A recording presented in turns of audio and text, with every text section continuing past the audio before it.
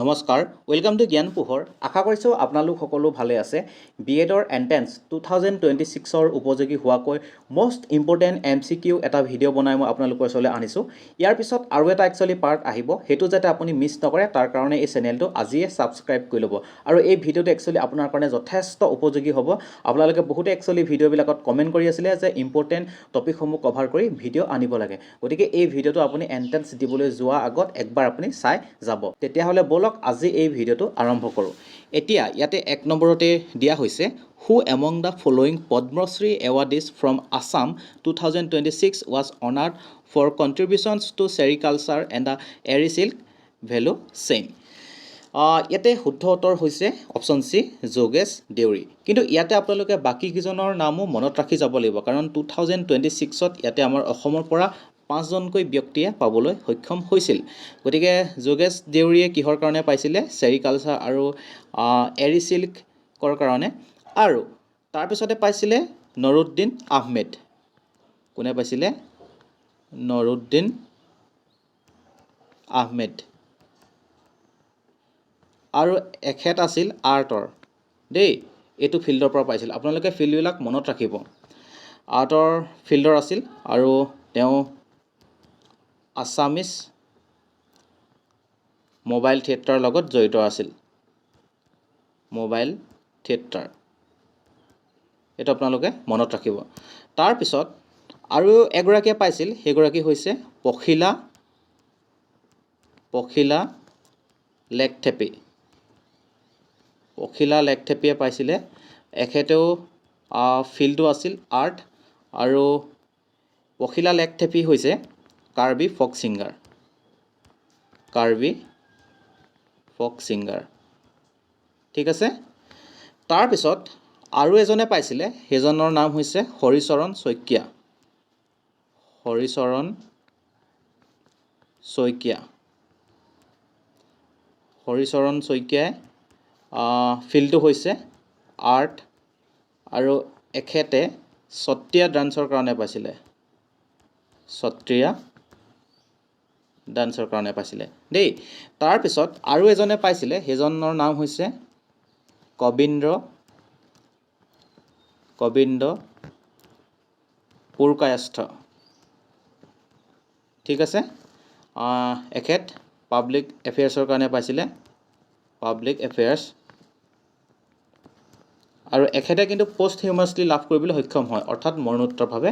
গতিকে এইকেইজন নাম আপোনালোকে ভালকৈ মনত ৰাখিব, আৰু কি ফিল্ডৰ পৰা পাইছিলে আপোনালোকে মনত ৰাখিব দেই। ইয়াৰ পৰা কুৱেশ্যন অহাৰ কিন্তু চান্স আছে। এতিয়া আহিছোঁ ইয়াৰ পিছৰ প্ৰশ্নটোলৈ। ইয়াতে সুধিছে Gautam Buddha delivered his first sermon at. গতিকে গৌতম বুদ্ধই প্ৰথম ছাৰ্মন ক'ত ডেলিভাৰ কৰিছিল? অপশ্যন এত দিয়া আছে ৰাজগিৰ নেকি? শুদ্ধ উত্তৰ নহয়। অপশ্যন বিত দিয়া আছে সাৰনাথ। য়েছ, ইয়াতে সাৰনাথ শুদ্ধ উত্তৰ। আৰু গৌতম বুদ্ধৰ লগত জড়িত আৰু আন কিছুমান কথাও একচুৱেলি আমি জানি যোৱাটো উচিত। এখেত যি বুদ্ধিজিমৰ কি হয়? ফাউণ্ডাৰ হয়। বুদ্ধিজিমৰ ফাউণ্ডাৰ। এখেতৰ যিটো অৰিজিনেল নেমটো হৈছে সিদ্ধাৰ্থ। সেইটো আপোনালোকে মনত ৰাখিব। আৰু এখেতে 29 বছৰ বয়সত ঘৰৰ পৰা ওলাই গৈছিল, ঠিক আছে। কিমান বছৰ বয়সত ওলাই গৈছিল? 29 বছৰ বয়সত ঘৰ এৰি গৈছিল। এই মানে যি সাংসাৰিক যি মায়ামোহ, এইসমূহ তেওঁ ত্যাগ কৰিছিল। 29 বছৰ বয়সত ত্যাগ কৰি তেওঁ ঘৰৰ পৰা ওলাই গৈছিল। আৰু এই গৌতম বুদ্ধই অতি ফেমাছ যি 8-fold পাথ, সেই 8-fold পাথটো কোনে দিছিল? গৌতম বুদ্ধই দিছিল, ঠিক আছে। তাৰপিছত ইয়াৰ লগত জড়িত আৰু কেইটামান একচুৱেলি কথা আছে। ফাৰ্ষ্ট যিটো Buddhist council, first Buddhist council ক'ত হৈছিল? ৰাজগীত হৈছিল, ঠিক আছে। ফাৰ্ষ্ট বুদ্ধিষ্ট কাউন্সিল হৈছিল ৰাজগীত। তাৰপিছত ছেকেণ্ড বুদ্ধিষ্ট কাউন্সিল ক'ত হৈছিল? বৈশালীত হৈছিল দেই। তাৰপিছত থাৰ্ড বুদ্ধিষ্ট কাউন্সিল ক'ত হৈছিল? থাৰ্ডখন ক'ত হৈছিল? থাৰ্ডখন হৈছিল পাটলিপুত্ৰত। পাটলি পুত্ৰ গতিকে এইখিনি আপোনালোকে মনত ৰাখিব দেই একদম ভালকৈ মনত ৰাখি যাব এতিয়া আহিছোঁ ইয়াৰ পিছৰ প্ৰশ্নটোলৈ ইয়াতে সুধিছে which national park in Assam is famous for one horn rhinoceros গতিকে এইটো আপোনালোকে হয়তো গম পাইছেই কাজিৰঙা নেশ্যনেল পাৰ্ক কিন্তু ইয়াৰ লগত জড়িত আনুষংগিক কথাখিনি একচুৱেলি জানি যোৱাটো প্ৰয়োজন গতিকে কাজিৰঙা নেশ্যনেল পাৰ্কখন এখন একচুৱেলি আমাৰ অসমৰ অতি ফেমাছ নেশ্যনেল পাৰ্ক গতিকে ইয়াৰ ওপৰত আমি ভালকৈ জনাটো একচুৱেলি উচিত গতিকে 1905 চনত এই কাজিৰঙা নেশ্যনেল পাৰ্কখনক কি কৰা হৈছিল প্ৰপ'জ ৰিজাৰ্ভ ফৰেষ্ট হিচাপে ডিক্লেয়াৰ কৰা হয় প্ৰপ'জ ৰিজাৰ্ভ ফৰেষ্ট ঠিক আছে 1905 চনত এই কাজিৰঙাক প্ৰপ'জ ৰিজাৰ্ভ ফৰেষ্ট হিচাপে ডিক্লেয়াৰ কৰা হয় তাৰপিছত 1908 চনত ৰিজাৰ্ভ ফৰেষ্ট হিচাপে ডিক্লেয়াৰ কৰা হয় ৰিজাৰ্ভ ফৰেষ্ট ঠিক আছে তাৰপিছত 1916 চনত গেম চেঞ্চুৰী হিচাপে ডিক্লেয়াৰ কৰা হয় গেম চেঞ্চুৰী আপোনালোকে মনত ৰাখিব তাৰপিছত 1976 চনত 1974ত নেশ্যনেল পাৰ্ক হিচাপে ডিক্লেয়াৰ কৰা হয় তাৰপিছত 1985 চনত 1985ত ইউনেস্কো ৱৰ্ল্ড হেৰিটেজ সাইট হিচাপে ইউনেস্কো ৱৰ্ল্ড হেৰিটেজ সাইট হিচাপে ডিক্লেয়াৰ কৰা হয় আৰু এই একেটা চনতে কিন্তু আৰু এখন আমাৰ অসমৰ national park UNESCO world heritage site হিচাপে ডিক্লেয়াৰ কৰা হৈছিল সেইখন হৈছে কি মানস নেশ্যনেল পাৰ্ক ঠিক আছে আৰু এই ইউনেস্কো ৱৰ্ল্ড হেৰিটেজ সাইটৰ কথা ওলালে যেতিয়া এইকেইটা আমি ডিছকাছ কৰি যাওঁ আমাৰ অসমত বৰ্তমান 3খনকৈ ইউনেস্কো ৱৰ্ল্ড হেৰিটেজ সাইট আছে ইউনেস্কো ৱৰ্ল্ড হেৰিটেজ সাইট আছে ঠিক আছে আৰু একদম ৰিসেন্ট যিখন ৰিসেন্টখন হৈছে চৰাইদেউ মৈদাম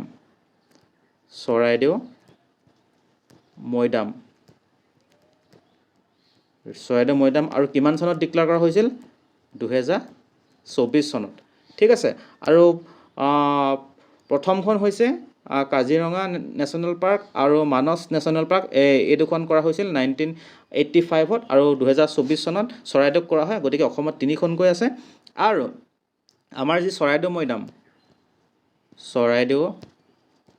মৈদাম এই চৰাইদেউ মৈদাম আকৌ আমাৰ কি হয় কালচাৰেল ৱৰ্ল্ড হেৰিটেজ সাইট হয় সেইটো মনত ৰাখিব এনেকৈও আহি যাব পাৰে কালচাৰেল ৱৰ্ল্ড হেৰিটেজ সাইট কিন্তু এই মানস আৰু কাজিৰঙা এই দুখন হৈছে কি হয় এই দুখন হৈছে নেচাৰেল ৱৰ্ল্ড হেৰিটেজ সাইট মানে ইউনেস্কো ৱৰ্ল্ড হেৰিটেজ সাইট আৰু আমাৰ ভাৰতবৰ্ষৰ কথা যদি আমি ডিছকাছ কৰিবলৈ যাওঁ ইণ্ডিয়া অৰ্থাৎ ভাৰতবৰ্ষত টোটেল বৰ্তমান 44খন ইউনেস্কো ৱৰ্ল্ড হেৰিটেজ সাইট আছে ইউনেস্কো ৱৰ্ল্ড হেৰিটেজ সাইট আছে ঠিক আছে আৰু এই 44খনৰ ভিতৰত যেটো আমাৰ ভাৰতত বৰ্তমান 44খন ইউনেস্কো ৱৰ্ল্ড হেৰিটেজ সাইট আছে ইয়াৰে কিন্তু 36খন হৈছে কালচাৰেল কেটেগৰী হয় দেই আৰু 7খন হৈছে নেচাৰেল কেটেগৰী আৰু এখন হৈছে mix UNESCO world heritage site আৰু সেই মিক্সখন হৈছে এখন যি মই মিক্স হেৰিটেজ সাইট আছে বুলি কৈছিলোঁ সেইখন হৈছে কাঞ্চনজংঘা নেশ্যনেল পাৰ্ক আৰু এখন একচুৱেলি আছে ছিকিমত আছে দেই কাঞ্চনজংঘা নেশ্যনেল পাৰ্ক আৰু এখন ছিকিমত আছে গতিকে আমাৰ গোটেই ইণ্ডিয়াত এখনেই mix UNESCO world heritage site আছে আৰু অসমত আছে 3খন Kaziranga national park Manas national park আৰু চৰাইদেউ মৈদাম আৰু চৰাইদেউখন ৰিসেন্টলি ডিক্লেয়াৰ কৰা হৈছে 2024 চনত আৰু চৰাইদেউখন হৈছে cultural UNESCO world heritage site আৰু বাকি দুখন নেচাৰেল ঠিক আছে গতিকে আমি পঢ়িলে একদম ভালকৈ খৰচি মাৰি পঢ়ি যাব লাগিব যদিও আমি এতিয়ালৈকে 3টা MCQ ডিছকাছ কৰিছোঁ কিন্তু ইয়াতে বহুতখিনি বস্তু সোমাই আছে ঠিক আছে আৰু এইখিনিতে মই এটা কথা জনাই থওঁ আপুনি যদি গুৱাহাটী বিশ্ববিদ্যালয় বড়োলেণ্ড বিশ্ববিদ্যালয় আৰু অসম বিশ্ববিদ্যালয়ৰ এণ্ট্ৰেন্স দিবলৈ গৈ আছে বিএডৰ তেতিয়াহ'লে আপোনালোকে 169 ৰুপিজত আপোনালোকে কম্বো পেক ল'ব পাৰিব ইয়াতে আপোনালোকৰ কাৰণে থাকিব মক পেপাৰ থাকিব এইটো সময়ত একচুৱেলি মক পেপাৰ কৰাটো অতিকৈ প্ৰয়োজন এক্সামৰ আগত তাৰপিছত আপোনালোকৰ কাৰণে আছে কাৰেণ্ট এফেয়াৰ্ছৰ এখন ই বুক যোৱা 1.5 বছৰৰ লগতে আছে টিচিং এপ্টিটিউডৰ এখন ই বুক এইখিনি এক্সট্ৰাকৈ ল'লে 197 ৰুপিজ পৰিব আৰু একেলগে ল'লে 169 ৰুপিজত এই গোটেইখিনি পাই যাব লগতে এইখিনি ল'লে আপোনালোকক ফ্ৰীকৈ দিয়া হ'ব complete Indian history notes NEP ওপৰত থকা নোটছ আৰু মেথছৰ ওপৰত থকা নোটছ গতিকে এইখিনি ল'বলৈ হ'লে আপুনি এই নাম্বাৰটোত 169 ৰুপিজ পে'মেণ্ট কৰিব পে'মেণ্ট কৰি এই একেটা নাম্বাৰতে হোৱাটছএপত আপুনি তাৰ ৰিচিপ্টটো পঠাই দিব আৰু পঠাই দিয়া অলপ সময়ৰ ভিতৰতে আপুনি আপোনাৰ হোৱাটছএপত এই ই বুকসমূহ লাভ কৰিবলৈ সক্ষম হ'ব ঠিক আছে বলক এতিয়া ইয়াৰ পিছৰ কুৱেশ্যনটোলৈ আমি যাওঁ এতিয়া ইয়াৰ পিছৰ কুৱেশ্যনটোলৈ ইয়াতে সুধিছে the battle of Khanwa was fought between Babur and গতিকে খানোৱা এই যিখন বেটেল এইখন বাবৰ আৰু কাৰ মাজত হৈছিল এইটো আপোনালোকে কি হয় কমেণ্ট ছেকশ্যনত জনাব ঠিক আছে এতিয়া ইয়াৰ পিছৰ প্ৰশ্নটোলৈ ইয়াতে সুধিছে a new plant species discovered in Manas national park Assam and name after Zubeen Garg is গতিকে মানস নেশ্যনেল পাৰ্কত এটা new plant species actually discover কৰা হয় আৰু সেইটো একচুৱেলি আমাৰ জুবিনদাৰ ওপৰত ৰখা হয় জুবিনদাৰ নামৰ ওপৰত গতিকে ইয়াৰ একচুৱেলি নামটো কি হয় ইয়াত তাকে সুধিছে ইয়াতে অপশ্যন বি অজবেকিয়া জুবিন গাৰ্গিয়ানা ইয়াতে শুদ্ধ উত্তৰ হয় আৰু এই জুবিনদাৰ ওপৰত একচুৱেলি জড়িত থকা আমি যিখিনি কুৱেশ্যন আহিব পাৰে সেইখিনি একচুৱেলি আমি ভালকৈ একচুৱেলি চাই যোৱাটো একচুৱেলি প্ৰয়োজন মই আপোনালোকক আগতেও কৈছিলোঁ যে জুবিনদাৰ ওপৰত ভালকৈ চাই যাব শিৱসাগৰ ইউনিভাৰ্চিটিত কিন্তু আহি গ'ল কুৱেশ্যন আহি গ'ল আৰু তাতে একচুৱেলি আহিছিলে যে জুবিনদা জন্মগ্ৰহণ ক'ত কৰিছিল আৰু বহুতে যোৰহাট বুলি তাতে অপশ্যনটো ক্লিক কৰি আহিলে কিন্তু যোৰহাট নহয় গতিকে জুবিনদা ক'ত জন্ম হৈছিল বৰ্ণ তুৰাত জন্ম হৈছিল আৰু এই তুৰা ক'ত আছে মেঘালয় ঠিক আছে আৰু এই জুবিনদাৰ লগত জড়িত আৰু এটা কথা আপোনালোকে মনত ৰাখিব এটা নতুন একচুৱেলি পখিলা ডিছকভাৰ কৰা হয় আমাৰ যি অৰুণাচল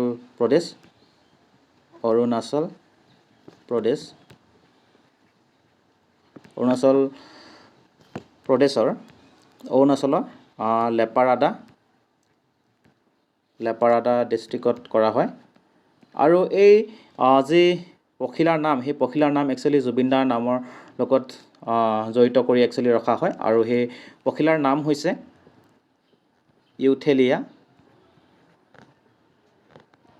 ইউথেলিয়া জুবিন গাৰ্গী ঠিক আছে গতিকে এই বাটাৰফ্লাই স্পেচিছৰ নামটো আপোনালোকে মনত ৰাখিব তাৰপিছত আমাৰ জুবিনদাই একচুৱেলি ৰজত কমল বঁটা লাভ কৰিবলৈ সক্ষম হৈছিল এইটো আপোনালোকে মনত ৰাখিব ৰজত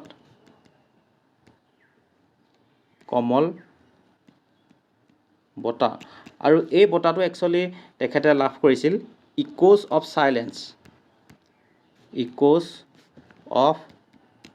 চাইলেন্সৰ কাৰণে আৰু এই ইক'জ অফ চাইলেন্স হৈছে এখন একচুৱেলি ছবি এই ছবিত তেওঁ শ্ৰেষ্ঠ সংগীত পৰিচালক হিচাপে একচুৱেলি এই ৰজত কমল বঁটাটো লাভ কৰিবলৈ সক্ষম হৈছিল লিখিয়ে দিছোঁ আৰু এইখন ছবিত তেখেতে শ্ৰেষ্ঠ সংগীত পৰিচালক হিচাপে ঠিক আছে লাভ কৰিবলৈ সক্ষম হয় গতিকে এইটো আপোনালোকে মনত ৰাখিব তাৰপিছত আৰু এটা একচুৱেলি আপোনালোকে মনত ৰাখিব লাগে এইটো আগতেও আহি গৈছে মিছন চাইনা কেতিয়া মুক্তি লাভ কৰিছিল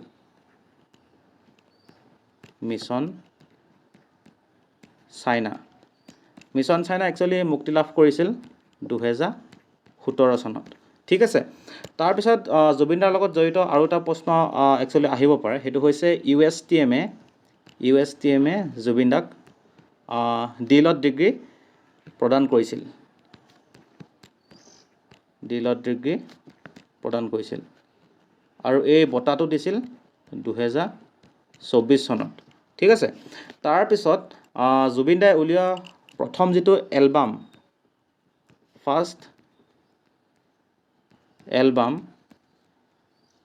প্ৰথম এলবামটোৰ নাম হৈছে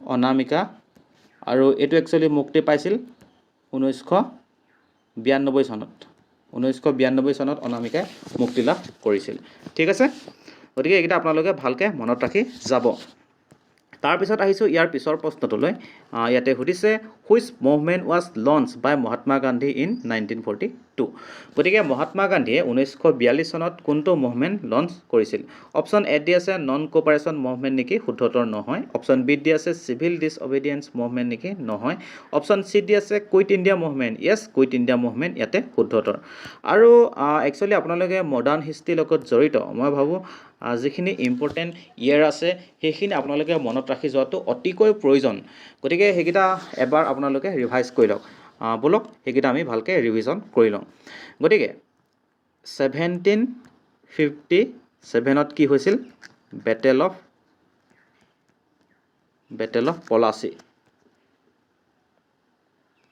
পলাচী কেতিয়া হৈছিল 1757ত তাৰপিছত 1764ত কি হৈছিল বেটেল অফ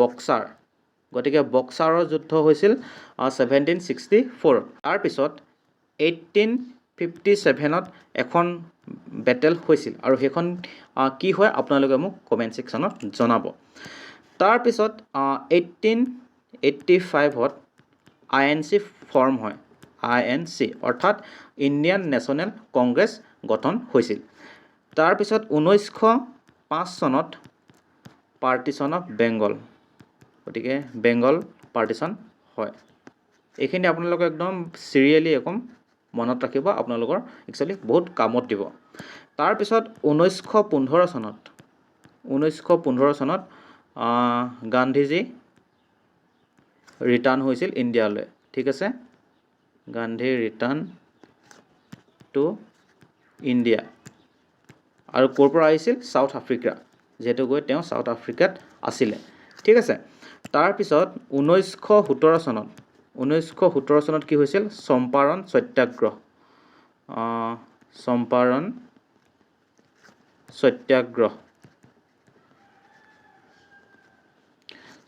সত্যাগ্ৰহ হৈছিল তাৰপিছত 1919 চনত কি হৈছিল জালিয়ানৱালাবাগৰ মাছাকাৰ হৈছিল জালিয়ানৱালাবাগ মাছাকাৰ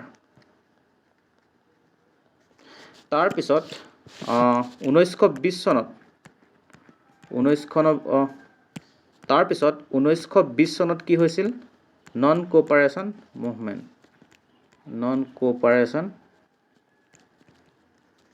মুভমেণ্ট ঠিক আছে তাৰপিছত 1930 চনত হৈছিল দাণ্ডি মাৰ্চ হৈছিল তাৰপিছত 1935 চনত কি হৈছিল গভৰ্ণমেণ্ট অফ ইণ্ডিয়া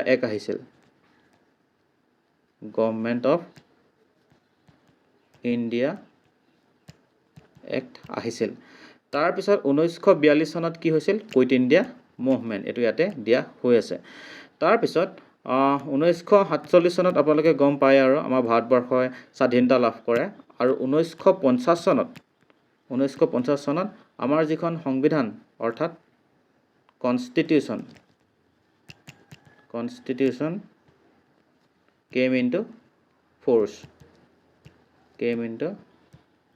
ফ'ৰ্চ গতিকে আমাৰ ভাৰতৰ যিখন সংবিধান সেই সংবিধানখন একচুৱেলি কাৰ্যকৰী কৰা হৈছিল গতিকে ইমানখিনি আছিলে আপোনালোকে এই ভিডিঅ'টো চাই কেনেকুৱা পালে কমেণ্ট ছেকশ্যনত জনাবলৈ নাপাহৰিব ভিডিঅ'টো ভাল পালে নিশ্চয়কৈ এটা লাইক কৰিব আপোনালোকৰ বন্ধু বান্ধৱীসকলৰ লগত এটা শ্বেয়াৰ কৰিব আৰু পৰৱৰ্তী সময়ত যাতে ইয়াৰ পিছৰ পাৰ্টসমূহ মিছ নকৰে তাৰ কাৰণে এই চেনেলটো ছাবস্ক্ৰাইব কৰি ল'ব ঠিক আছে গতিকে আপুনি ভালে থাকক সুস্থ থাকক আজিলৈ আহিছোঁ ধন্যবাদ